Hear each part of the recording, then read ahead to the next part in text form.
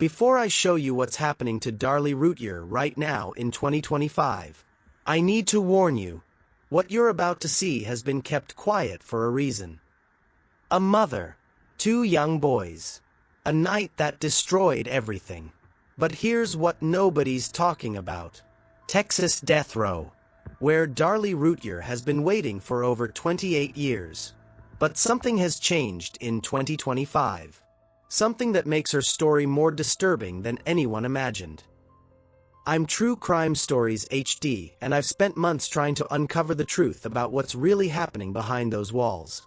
And what I found, it's worse than anyone could have predicted.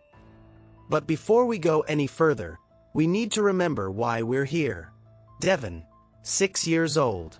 Damon, 5 years old.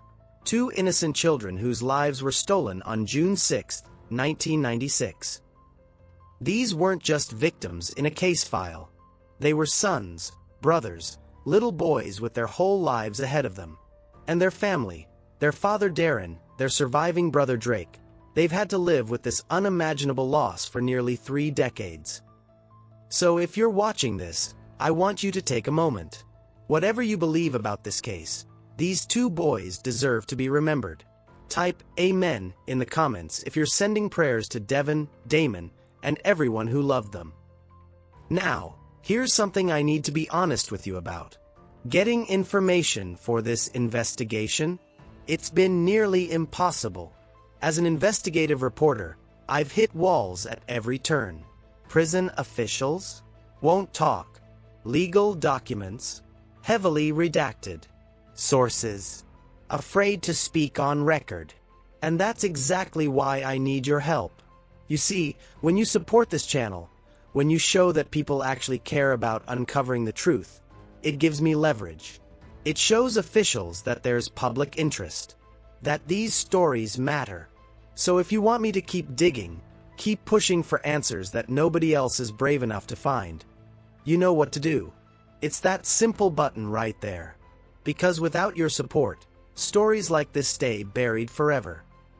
June 6, 1996. Rowlett, Texas. A 911 call that would change everything. Darlie Routier, 26 years old, called police at 2:31 a.m., screaming that an intruder had attacked her family. When officers arrived, they found a scene of absolute horror. Devin and Damon had been stabbed multiple times. Darlie herself had injuries, a slash across her throat, bruises, cuts on her arms. The prosecution would later say these were self-inflicted. The defense said they proved she fought an intruder. But here's where it gets complicated. Evidence at the scene didn't add up. A sock with blood on it was found 75 yards away from the house. A bread knife in the kitchen. A cut window screen. But no fingerprints. No clear signs of forced entry that convinced investigators. The trial in 1997 became a media sensation. Prosecutors painted Darlie as a materialistic mother drowning in debt who saw her children as burdens. They showed the infamous silly string video. Darlie spraying silly string on her son's graves at what would have been Devin's 7th birthday party. To the jury, this looked like a woman who didn't care, who couldn't possibly be grieving. But here's what they didn't show: the 2-hour prayer service before that video. The tears. The breakdown. February 1997. Guilty of capital murder. Sentenced to death. But was justice truly served that day? Mountain View Unit. Gatesville, Texas. This is where Darlie Routier has lived for 28 years. Not just prison. Death row. Now, in 2025, I finally got access to information about what life has actually been like for her behind these walls. And what I uncovered is absolutely chilling. Death row for women in Texas is unlike anything you can imagine. Darlie is confined to a small cell, approximately 9 feet by 6 feet, for 23 hours a day. 1 hour for recreation, alone. No physical contact with visitors. Conversations through glass and phones. But here's what's new in 2025. According to sources I've finally connected with, Darlie's health has severely deteriorated. Years of isolation, the stress of appeals, the weight of what happened, it's taken a visible toll. But it's what's happening around her that's truly disturbing. And before I show you what I'm talking about, I need to know something. Are you still with me? Because what comes next is going to challenge everything you think you know about this case. Look, I see a lot of you watching right now who haven't joined this community yet. And I get it. Maybe you're still deciding if this content is for you. But here's the thing. The algorithm only shows these investigations to people who engage, who watch all the way through, who let YouTube know this matters. So do me a favor. Hit that like button. Not for me, but because it tells YouTube that real investigative journalism still matters. That we're not going to let these stories disappear. Fair enough. Now here's what I discovered that changes everything about Darlie's current situation. In March 2025, there was an incident on death row that was never reported publicly. Until now. According to my sources, Darlie was threatened by another inmate. Someone connected to a prison group that has, let's say, strong opinions about child cases. You see, in prison, there's a hierarchy. And people convicted of crimes against children, they're at the bottom. It doesn't matter if you maintain your innocence. The conviction is enough. Darlie has received multiple threats over the years. But this one in 2025? It escalated.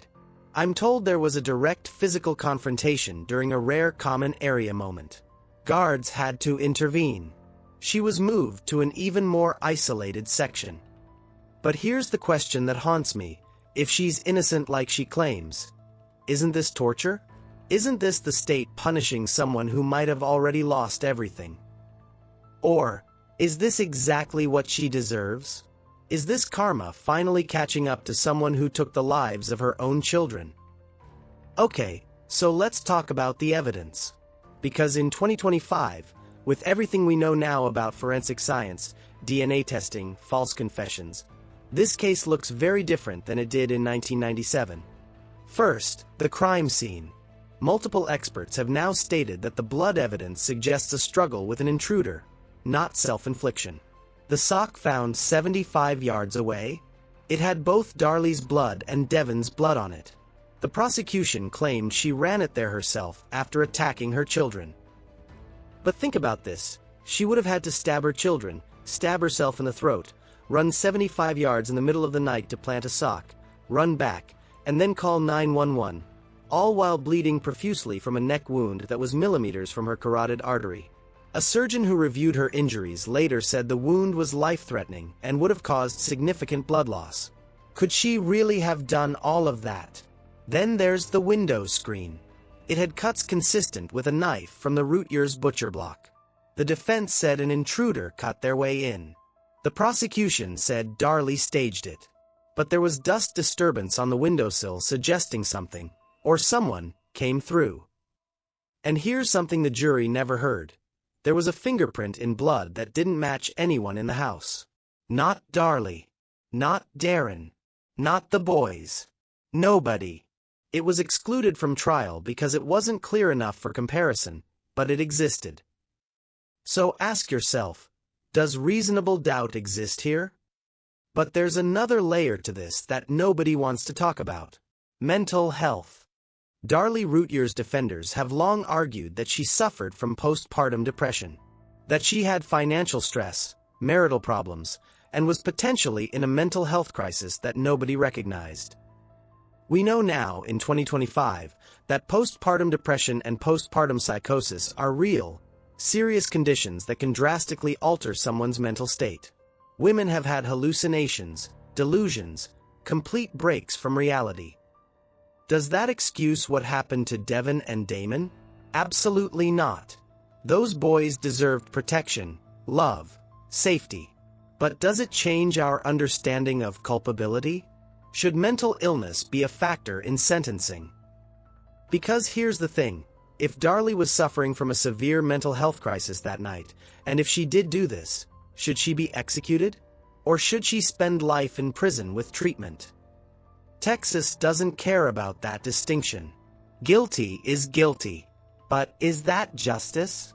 Or is that revenge? I want to know what you think. And I'm asking this seriously, not for engagement, but because this question matters. Drop a comment right now with one word: guilty or innocent. Based on everything you've heard so far, what do you believe? And while you're down there, scroll through other comments. See what other people think. Because this case, it divides everyone. And maybe reading different perspectives will change your mind. Or maybe it'll strengthen what you already believe. Go ahead.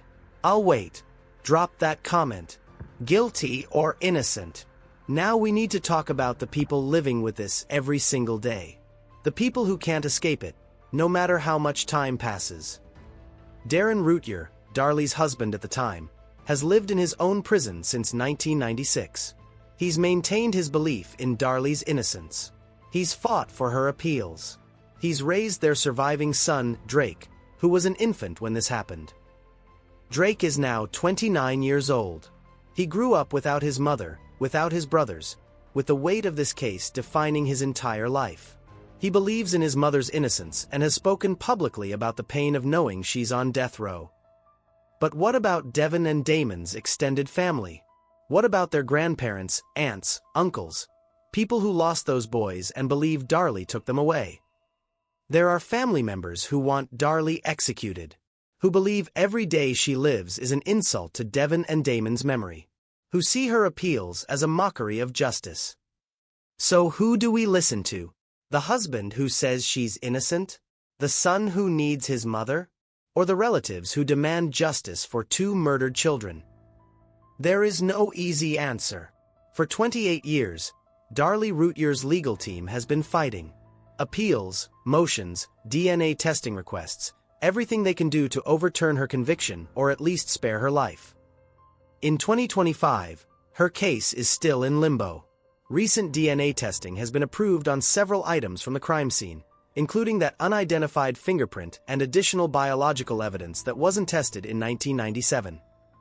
Modern DNA technology can detect profiles from microscopic amounts of material that were impossible to test in the 90s.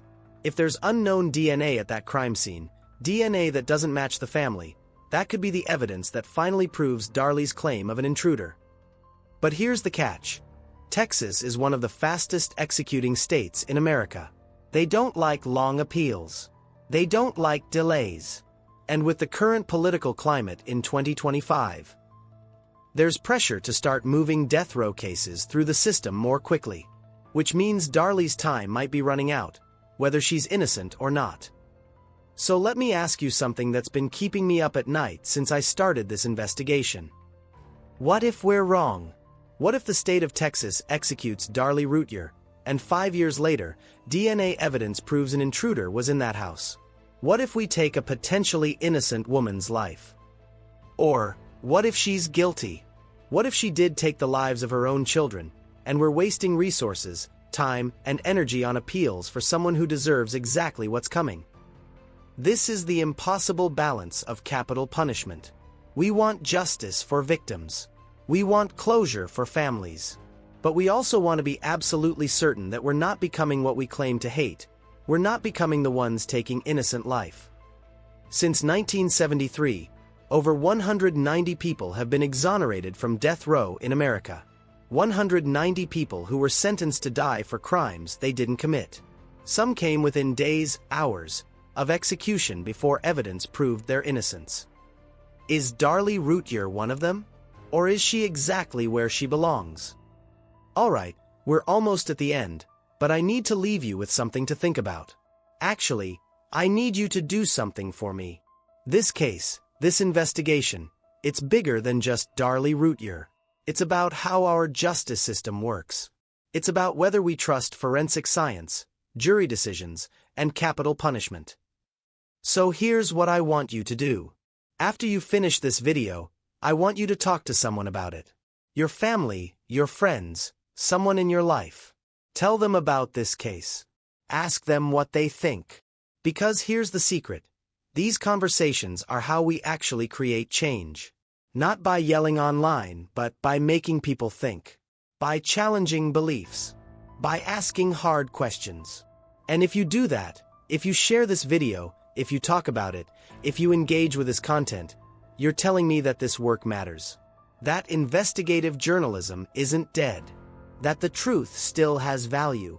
So help me out. Share this. Tag someone who needs to see it. Let's get people talking. But before you go, there's one more thing I haven't told you.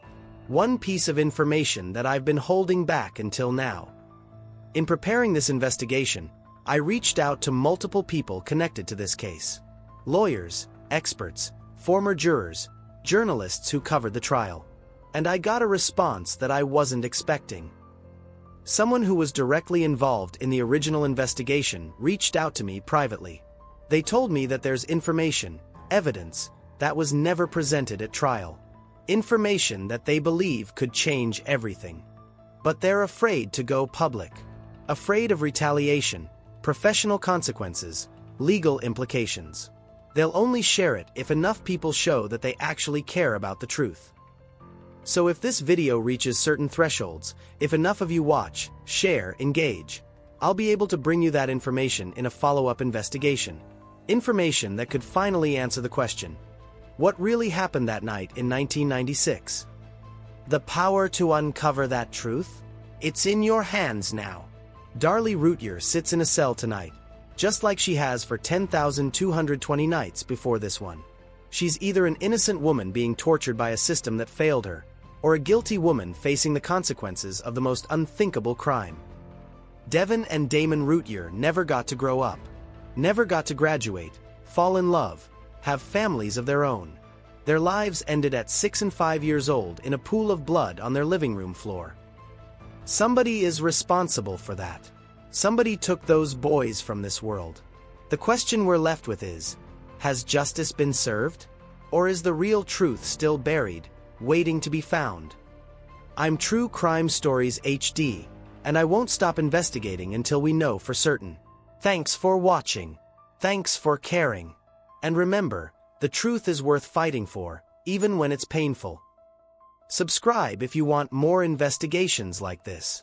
Until next time, stay curious.